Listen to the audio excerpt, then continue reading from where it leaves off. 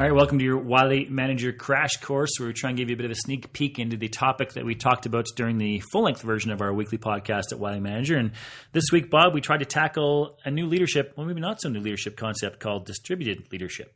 Everything old is new again, my friend. Yes, distributed leadership. It's interestingly, it's a bit elusive in terms of what the actual definition of this thing may be, also known as shared leadership, team leadership, democratic leadership, self-directed teams.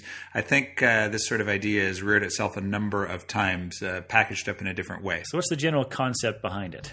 Well, the general concept is actually quite a good one, actually, I think, is that you want to push authority and leadership, in fact, is as deep into, if we look at a traditional organizational hierarchy, as deep into an organization as possible.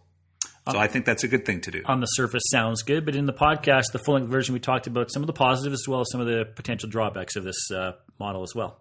Right. So I think some of the positives, again, we talk about more of these in detail on the full-length video, but some of the positives is I think the idea of pushing authority in the organization is a good thing. It forces positional leaders to rethink if you're only holding authority by virtue of the title on your business card, then that's kind of a dangerous thing to do. So I think that this is a good thing in that regard. On the negative side, well, it's interesting that distributed leadership seems to be really popular in educational institutions. I'm not sure it would work that well in an operating business, although I stand to be taken to school on that.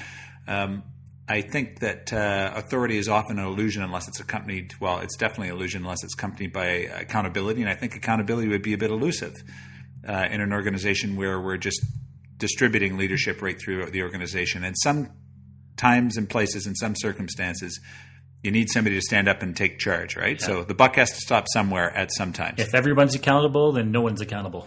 You betcha.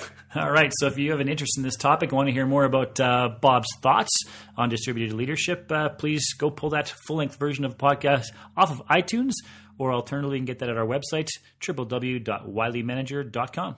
Right on. We'll see you next time, Jed. Thanks, Bob.